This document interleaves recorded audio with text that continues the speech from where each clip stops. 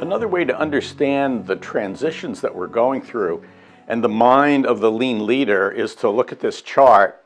And I swear for 35 years or so, I've had a chart like this that had sort of the old and the new, on the left and the right side, the traditional and the where we're going leader, right? I've used different terms for it, but we can certainly use the term the lean leader now in terms of the mindset and the assumptions of the lean leader. And it begins with this idea of authority and the assumption of having control. If you were Lord Nelson on the British ship of war, you asserted control because you in fact had superior knowledge and you needed people to obey very instantaneously. That's not the world of our corporations today unless the building is burning down, unless we're in crisis. Increasingly now the task of the leader is to gain commitment and creativity. And it takes a different style. It takes more listening than telling, right? And that's another, aspect of it. The old-fashioned leader, the authoritarian leader, just assumed superior knowledge, so he told you. He gave orders. Where increasingly the modern leader now is humble. The leader knows that he or she doesn't necessarily have all the answers or all knowledge, and is seeking from those doing the work. This is, at the Gemba, the people doing the work, you're listening to them, and there's a humility. You must be humble in order to have that mindset. For most of our life, we made objects, we made things. Most of our life on this planet is what I meant to say. We've made things, right? We're not making things for the most part. Sure, some people are still manufacturing. That's about 30% of our economy. 70% of our economy is not making things. They're making service. They're serving people. They're writing software. They're delivering things. They're serving people.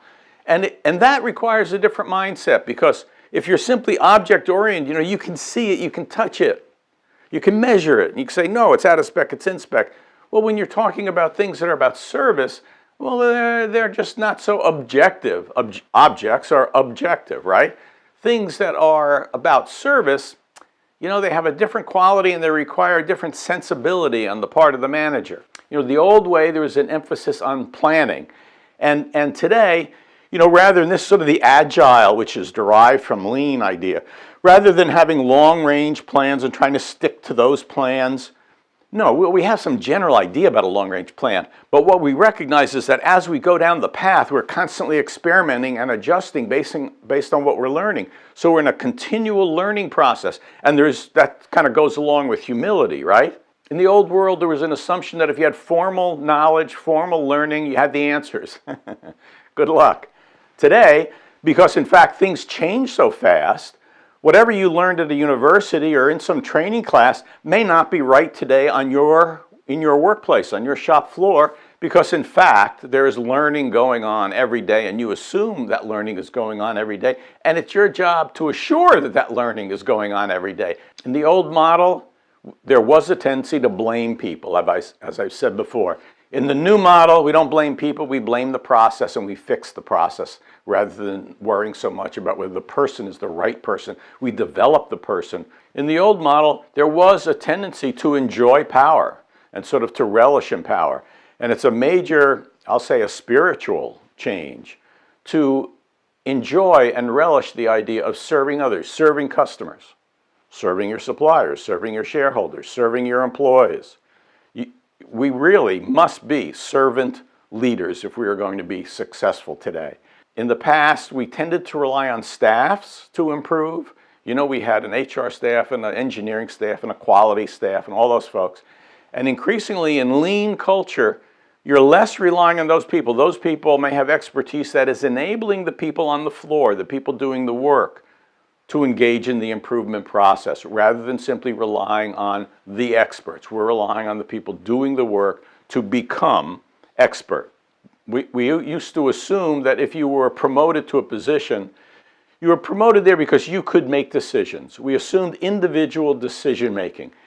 Today, sure, there's some times when there's still individual decision making, but increasingly it's not individual decision making, it's consensus reaching, developing team decision-making, collective wisdom out of the team. It's a different skill. It's a skill we all need to develop.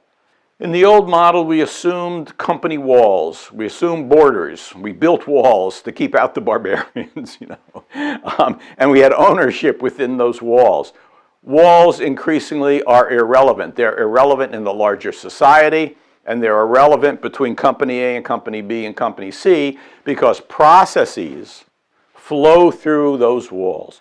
Almost no company does it all themselves. They rely on suppliers and they feed somebody else, right? So there's that flow, and we must think wall-less, boundary-less about the process.